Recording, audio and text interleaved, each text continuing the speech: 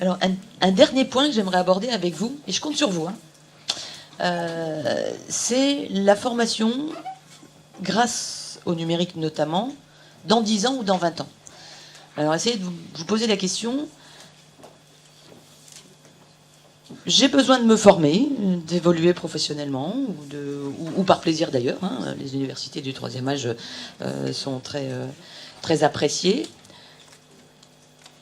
Comment aimeriez-vous être formé? Comment pensez-vous être formé? Avez-vous des idées? Avez-vous des besoins? Avez-vous des envies? Est-ce que vous seriez prêt à revenir dans un amphi? Est-ce que vous avez Internet et que vous avez envie de construire vous-même votre parcours? Est-ce que vous voulez suivre le même cursus? Est-ce que vous voulez... etc., etc. Donc, je ne sais pas si vous avez un petit peu réfléchi. Oui, je pense que certains d'entre vous ont réfléchi. Pas tout le monde. Nous, on a quelques lueurs. Mais j'aimerais bien avoir quelques idées, les vôtres, dans un premier temps. Est-ce que quelqu'un a quelques idées?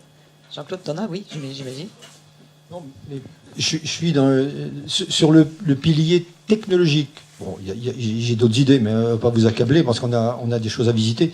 Il me semble personnellement que ces formations, avec la pluralité que je viens d'exprimer, elles seront vraiment efficaces quand on aura réussi, ce qu'on n'a toujours pas réussi à faire dans la plomberie par exemple, c'est d'avoir la parfaite interopérabilité des outils. Et bah ouais, mais si que tout à l'heure, quand on veut se connecter, bon, on irait. Disons que tout à l'heure, on a écrit sur le tableau elv.enic.fr. La mise en œuvre de ce type de support, c'était facile. Moi, j'ai fait ça pendant des dizaines d'années. Ça démarre tout de suite sans problème. Bon, quand tu veux te connecter avec ta clé USB, bon, est-ce que tu connectes d'abord l'ordinateur ou d'abord le vidéoprojecteur? Est-ce que le PowerPoint 97, c'est celui que l'outil reconnaît ou ne reconnaît pas? Bon, enfin bref, en gros, on savait qu'il fallait entre 15 et 20 minutes pour être sûr de démarrer. C'est pas l'interopérabilité, il faudrait tendre à ça, et bon, il y a certainement une évolution. Il y a des choses qui sont propriétaires, et il y a des choses qui sont open source. Et puis ça se connecte pas forcément facilement, et puis ça marche pas forcément, et puis ça pose un problème. Oui, je voulais juste...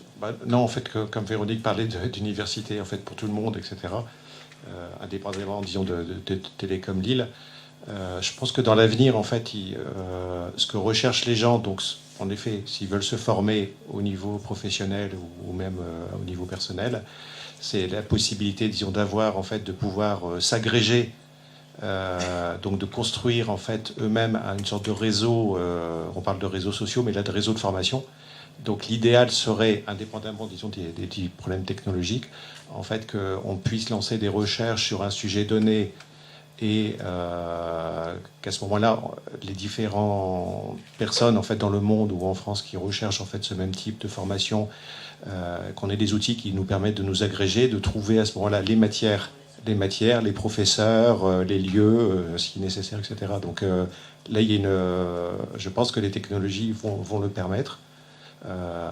Bon, disons que là c'est un petit peu au niveau général, je ne parle pas au niveau diplômant, mais comme tu parlais d'université aussi du troisième âge, il y a beaucoup de besoins, je vois, au niveau disons formation de ce côté-là. Je pense qu'un des besoins de plus en plus fort est quand même l'individualisation, c'est-à-dire qu'on a chacun besoin, notamment quand on est adulte, de se former non seulement juste à temps, mais juste ce dont on a besoin. Si on quitte un peu l'environnement de diplôme où on est avec une structure de base et des fondamentaux qui permettent d'exercer un certain nombre de métiers, la formation tout au long de la vie, on peut avoir besoin d'individualisation. Et il y a vraiment des défis, me semble-t-il, importants que nous, l'organisme de formation, avons à relever, c'est individualisation versus industrialisation. Et c'est pas si basique que ça à résoudre quand même. Je sais pas. Ah oui, c'est peut-être pour l'enregistrement. C'est simplement pour rebondir sur un demain. Oui, un demain de l'école ici que j'ai bien connu. Voilà. Tout à l'heure, dans l'exposé, vous parliez de 750 étudiants en filière initiale, c'est ça? Moi, ce que je propose pour demain, c'est-à-dire dans 1, 2, 5, 10 ans, c'est que tout le travail qui a été fait depuis 20 ans, en termes de mise à distance des étudiants, des professeurs et de l'école ensemble, tous les trois harmonieusement, ça se passe pour l'ensemble de toute l'école. C'est-à-dire qu'au bout du compte, les professeurs vont être eux aussi à distance des élèves.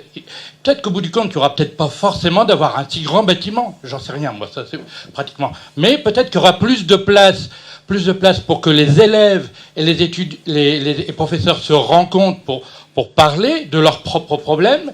Moi, c'est ce que je vois, c'est qu'à terme, tout le dispositif, ça m'a été posé comme question quand j'étais dans l'école. Quand on avait tout le stock de cassettes, comment on pouvait changer la pédagogie de l'école, proprement dit? Est-ce que c'est nécessaire qu'une école ait des murs?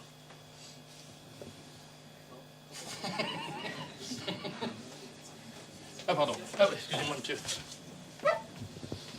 Oui, je voulais intervenir sur un ou deux points. Le premier point, j'ai l'impression que, alors peut-être que c'est l'âge venant, je ne suis pas sûr que pour des jeunes étudiants ce soit un point qu'ils retiendraient, mais c'est la transmission du savoir par les aînés. Alors c'est vrai que quand on a 20 ans, on va dire, on essaye plutôt peut-être de s'affranchir de l'autorité de ses parents et des adultes et qu'on aime moins ça. Mais je pense qu'en termes de formation continue, et on le voit dans les entreprises, chez Thales notamment, les phénomènes de transmission du savoir, les gens avant qu'ils partent en retraite, qu'est-ce qu'on peut, on va dire, transmettre, utiliser toute la connaissance qu'ils ont eue pour les transmettre à des plus jeunes. Et donc ça, c'est une chose, il me semble, importante et qu'on peut sans doute accompagner. Alors aujourd'hui, ça se fait de manière, on va dire, très traditionnelle chez Thales en particulier. On met les deux personnes ou les trois personnes ensemble et puis elles causent, on demande des transparents. Ça peut sans doute être fait mieux. Ça peut peut-être être, par exemple, enregistré. Comme ça, la transmission du savoir, on l'a fait à plusieurs personnes, parce que la personne à qui on a transmis le savoir, elle peut elle-même quitter l'entreprise, par exemple, et auquel cas, on a perdu. Donc, je pense que ça, c'est quelque chose d'important et qu'on peut voir par rapport aux apprentis qu'on peut avoir. On a peu parlé, là, évidemment, vous êtes centré sur la formation que vous donnez aux apprentis, mais il y a tout un pan de l'apprentissage qui est fait au sein de l'entreprise avec le tuteur de l'entreprise. Et là, on crée vraiment le lien. Enfin, moi, c'est ce que je vois dans mes équipes. C'est que là, le lien est fort en général et ça se passe bien quand le lien entre le tuteur et l'apprenti est étroit. Évidemment qu'il y a une complicité, il y a ces choses-là. Il y a vraiment le goût de la transmission du savoir. Donc ça, je pense que c'est important. Après, pour rebondir à ce que disait monsieur sur le plus d'écoles, je dirais attention, malgré tout. Moi, j'ai l'impression quand même que la société individualise de plus en plus. Combien de fois j'ai pesté auprès de mes enfants qui se retrouvent devant leur écran, dans leur bulle, on va dire. Alors évidemment, ils sont sans doute connectés à 2 millions de gens, mais bon, est-ce que c'est vraiment des échanges importants? Donc, attention aussi, moi pour avoir vécu dans des écoles d'ingénieurs, le campus c'est quand même aussi important. Et je sais que vous faites, les élèves reviennent régulièrement, mais la classe physique, la classe présentielle c'est aussi important. Des choses, bon, peut-être qu'on n'ose pas trop dire, mais le réseau c'est aussi important dans le monde de l'entreprise.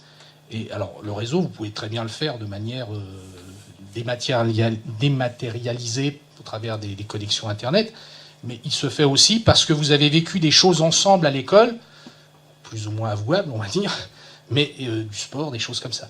Donc attention, je dirais, la classe totalement dématérialisée, voilà. J'ai bien compris que vous provoquiez. Mais je pense qu'il faut vraiment poursuivre cet équilibre-là.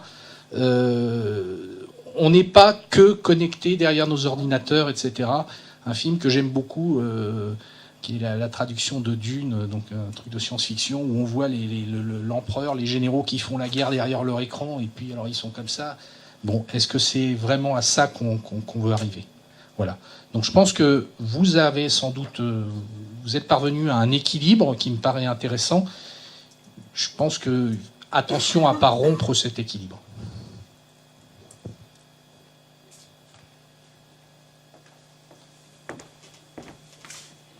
Merci.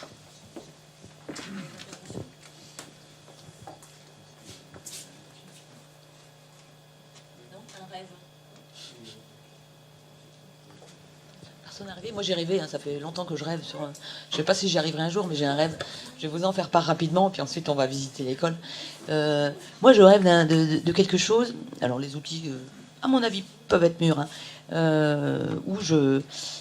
moi j'ai une deuxième vie que j'essaie de préparer. Hein, je suis passionné de félino-technie hein, et de génétique féline. Ça n'a rien à voir avec les télécoms, mais voilà. Mais j'aurais peut-être besoin de formation effectivement un peu plus tard. Et moi ce dont je rêve, c'est d'arriver dans une école en me disant bah voilà. Moi, je sais ça, je veux savoir ça parce que je veux exercer telle activité, même si c'est pas un métier. Et quelle école pourrait me satisfaire au sens individuel du terme et collectif du terme, et toujours avec les réseaux, parce que je suis d'accord avec vous, il faut à la fois des murs, il faut un réseau.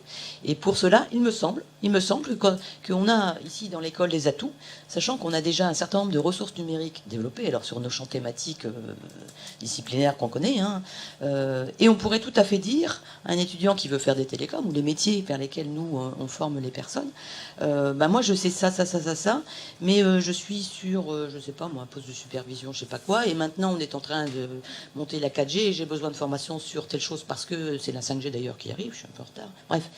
Et je sais pas ça, mais par contre je sais déjà plein de choses. Et ça en formation continue c'est quand même fréquent.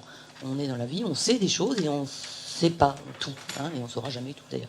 Et donc une école qui serait capable de me dire, voilà, on vous fait une sorte de checklist, hein, on vous passe dans une moulinette, on vous dit ce que vous savez faire, surtout ce que vous ne savez pas faire. Et puis sur ce que vous ne savez pas faire, ok, il y a des pratiques professionnelles, ok, nous on sait, pratiques professionnelles, compétences, contenu. Vous suivez le module truc, et le métier que vous souhaitez faire, vous aurez les capacités à le mener, à l'activer.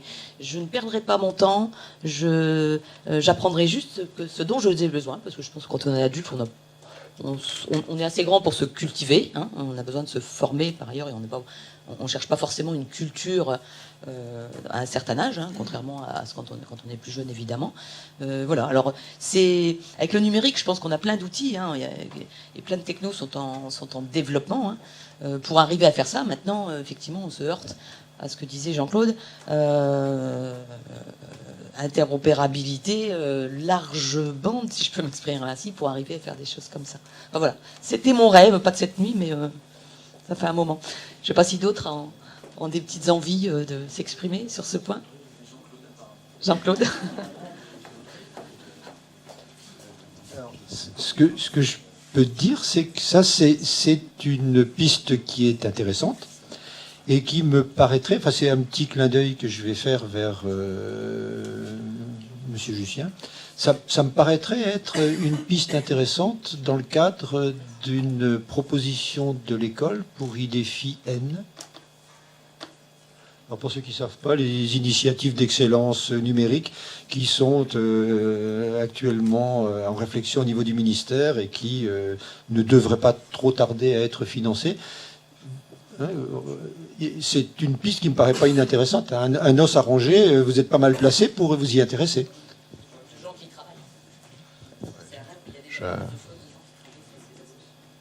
Dans le prolongement de Véronique, je vais apporter ma petite contribution. En fait, on parle de l'apprentissage, hein, et finalement, faut-il apprendre avec un effort, parce qu'il y a des populations, enfin il y a des profils qui aiment bien chercher, des profils de chercheurs qui aiment bien creuser, qui n'ont pas peur de la difficulté à chercher des ressources, etc. Ou alors faut-il apprendre sans effort, un petit peu comme dans Matrix, où là la personne est assise et elle est connectée, on déverse un savoir, on appuie sur un bouton et puis après le héros sait parfaitement pratiquer le karaté. Voilà. Alors mais c'était assez amusant parce que finalement il y a pas vraiment de solution. On peut souhaiter apprendre sans effort ou apprendre avec un effort. Et en fait, ce qu'il faut cultiver en amont de tout ça, finalement, c'est si on n'a pas l'envie et le désir, on ne fait strictement rien. Voilà. Donc voilà. Merci. Merci. Je pense que oui, envie et désir, je pense que paraît le bon mot de la fin. Merci à tous. Donc on arrive au terme de cette matinée. Ce qu'on vous propose juste avant le cocktail, c'est une petite visite rapide de l'école et puis surtout du studio de Corlia, donc les moyens techniques qui sont mis en œuvre à l'école. Merci encore à tous pour vos interventions, pour votre présence et puis pour Merci.